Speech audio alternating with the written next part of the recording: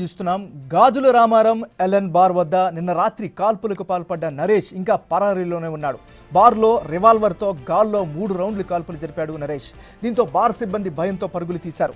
Bar manager నిశాంక్పై దాడికి పాల్పడడంతో అతనికి తీవ్ర గాయాలయ్యాయి. దీనిపై కేసు నమోదు చేసిన పోలీసులు దర్యాప్తు చేస్తున్నారు.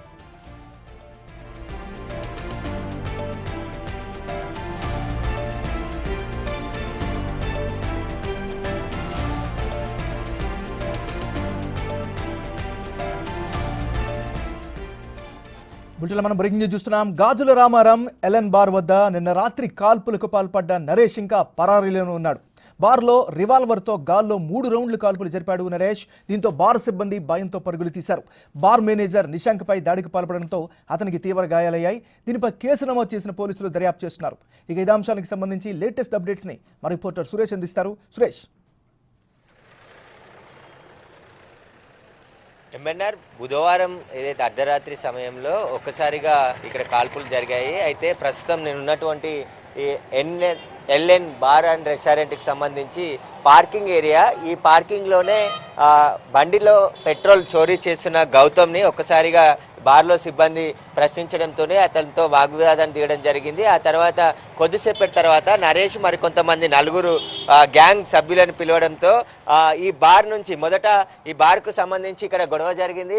బార్ అద్దాలు కూడా ఇక్కడ రాళ్లతో కొట్టి పలగొట్టారని చెప్పేసి కూడా బార్ సిబ్బంది చెప్తున్నారు.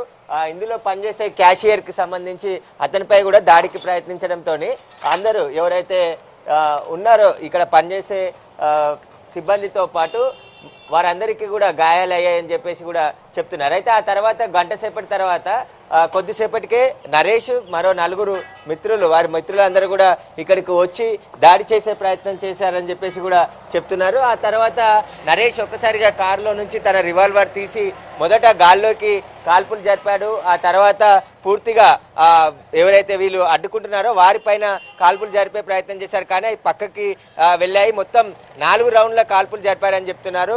కొద్ది దూరం, ఎందుకంటే ఇక్కడే రోడ్డు, ఇది గాజుల రామారంకి వెళ్ళే రోడ్డు జీడిమెట్ల నుంచి.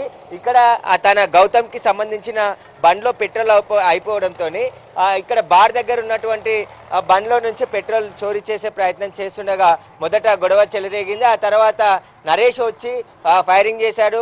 ఆయన స్థానిక ఇక్కడ లోకల్గా లీడర్గా ఉన్నాడని చెప్పేసి కూడా చెప్తున్నారు.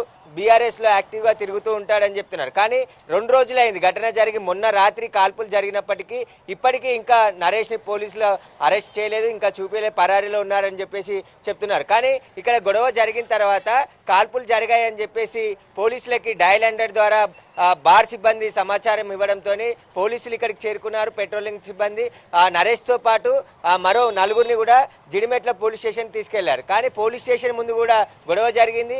అక్కడ కొద్దిసేపు ఉండి ఆ తర్వాత నరేష్ అక్కడి నుంచి వెళ్ళిపోయినట్టు తెలుస్తుంది. నరేష్ పరారీ కావడానికి ఇక్కడ పోలీసుల నిర్లక్ష్యం ఏమన్నా ఉందా అనేది కూడా ప్రశ్నార్థకంగా ఉంది. ఎందుకంటే గొడవ జరిగిన తర్వాత పోలీసులు 4గురిని ఇక్కడ నుంచి జిడిమెట్ల పోలీస్ స్టేషన్ తీసుకెళ్లారు. తర్వాత నరేష్ని వదిలిపెట్టారా లేదంటే అతను అక్కడి నుంచి పారిపోయాడా అనేది కూడా మిస్టరీగా మారింది. 2 రోజులు అవుతుంది ఘటన జరిగి, ఇప్పటికీ ఇంకా నరేష్ని అరెస్ట్ చేయలేదు. కాబట్టి ఈ బార్కు సంబంధించి కూడా ఘటన అర్ధరాత్రి 1 గంట తర్వాత జరిగిందని చెప్తున్నారు. పోలీసులు ఇప్పటి వరకు ఈ ఘటనపై ఎలాంటి వివరణ ఇవ్వలేదు. కాల్పులు జరిగాయి, కేసు నమోదు చేసి దర్యాప్తు చేస్తున్నామని చెప్పేసి జీడిమెట్ల సిఐ మల్లేష్ చెప్తున్నాడు.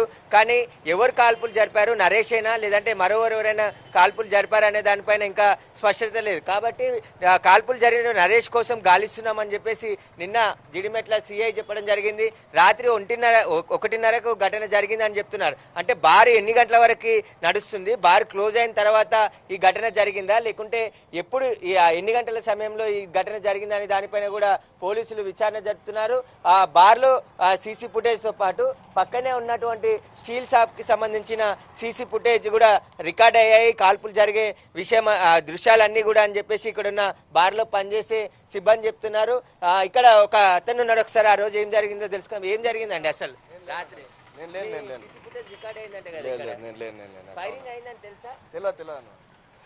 ఇక్కడ ఇదైతే కెమెరా ఉందో ఆ కెమెరాలోనే ఇక్కడ ఫైరింగ్ అయ్యే విజువల్స్ కూడా రికార్డ్ అయ్యాయి. వాటిని పోలీసులు తీసుకెళ్లారని చెప్తున్నారు. కాబట్టి నరేష్ ఫైరింగ్ చేసుంటే ఇంకా ఎక్కడికి వెళ్ళాడు నరేష్ అనే దానిపైన ఇక్కడున్న బార్లో పనిచేసేవారు కూడా ఒక్కసారిగా ఆందోళనకు గురయ్యారు. ఆ రోజు రాత్రి ఫైరింగ్ చేస్తాడని ఎవరు కూడా ఊహించలేదు. కానీ మద్యం మత్తులో తన దగ్గర ఉన్న రివాల్వర్తోని మొత్తం 4 రౌండ్ల కాల్పులు జరిపినట్టు ఇక్కడున్న ప్రత్యక్ష సాక్షులు చెప్తున్నారు.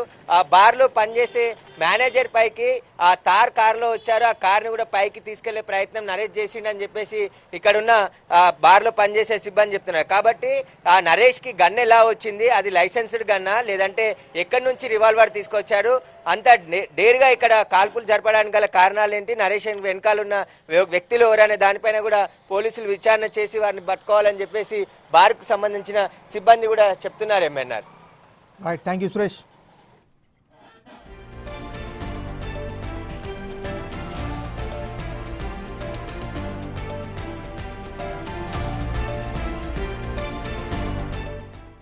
బుల్షన్లో మరో బ్రేక్ న్యూస్ చూస్తున్నాం. రాజమండ్రి సెంట్రల్ జైలు వద్ద కిడ్నాప్ కలకలం రేపింది. అప్పుడే బెయిల్పై విడుదలై వచ్చిన సంజయ్ అనే వ్యక్తిని కొంతమంది దుండగులు కిడ్నాప్ చేశారు.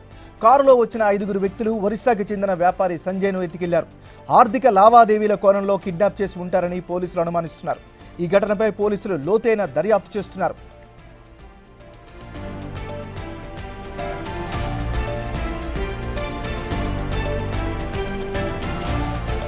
ఈ ఘటనకి సంబంధించి మరింత తాజా సమాచారాన్ని మా రిపోర్టర్ శివశంకర్ అందిస్తారు. శివశంకర్, చెప్పండి, పోలీసులు ఏం చెప్తున్నారు? Thank you MNR. అయితే ఈ ఒరిస్సాకి చెందిన సంజయ్ అనే వ్యక్తి గత కొంతకాలంగా చేపల వ్యాపారం చేస్తూ ఇక్కడైతే జీవనం సాగిస్తూ ఉండేవాడు. ఏదైతే కోనసీమ, కాకినాడ ఈ జిల్లాలకు సంబంధించి చేపల చెరువుల దగ్గర నుంచి కూడా చేపలు కొని ఎక్స్పోర్ట్ చేస్తూ ఉంటాడు. అయితే ఈ నేపథ్యంలోనే కొంతమందికి డబ్బులు ఇవ్వాల్సిన పరిస్థితి ఉంది. ఎందుకంటే మొదట్లో ఇతను వ్యాపారం బాగానే చేసేవాడు, చేపలు తీసుకున్న వెంటనే డబ్బులు ఇచ్చేవాడు. నెమ్మదిగా వాళ్ళు నమ్మబలికిన తర్వాత సుమారుగా కోనసీమకు సంబంధించిన వారికి 7 కోట్ల రూపాయల వరకు బకాయిలు పెట్టినట్టుగా తెలుస్తుంది. ఇలాగే ఒక చీటింగ్ కేసులో తునికి సంబంధించి ఇట్లాంటి ఒక కేసులోనే చీటింగ్ కేసులో అరెస్ట్ అయిన విడుదలైన సంజయ్ ని ఏదైతే వారికి డబ్బులు రావాలో కోనసీమ వాసులు వారందరూ కూడా ఈ కార్లు ఎక్కించుకుని కిడ్నాప్ చేసేటంటూ ఆ ఘటన అయితే నిన్న కలకలం లేపిందని చెప్పుకోవాలి. ఏదైతే కార్లో తీసుకెళ్లింది కూడా పూర్తిగా లావాదేవీలందరినీ కూడా సెటిల్ చేసుకోవడానికి అని చెప్పి పోలీసులు అయితే ప్రైమరీగా నిర్ధారించారు. అయితే ఏదైతే ఈ చేపల చెరువులకు సంబంధించిన డబ్బుల కోసం మాత్రమే అతను తీసుకెళ్లి ఉంటారని అయితే పోలీసులు భావిస్తున్నారు. అయితే పోలీసులు మొత్తం 3 బృందాలుగా విడిపోయి ఎవరైతే బాధితులు ఉన్నారో ఆ బాధితుడిని కాపాడేందుకైతే ప్రయత్నాలు చేస్తున్నారు.